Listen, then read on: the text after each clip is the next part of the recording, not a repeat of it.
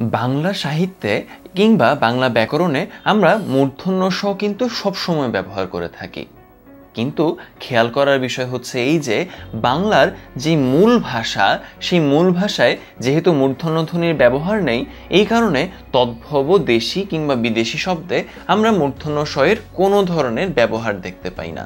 শুধুমাত্র বাংলার যে সংস্কৃত কিংবা এর আরেকটি কোন ধরনের নাম রয়েছে বা তৎসম, এই সংস্কৃত বা তৎসম শব্দেই আমরা মূর্ধন্য ধ্বনির ব্যবহার দেখি। সুতরাং মূর্ধন্য ষ এর ক্ষেত্রেও এর কোনো ব্যতিক্রম নেই।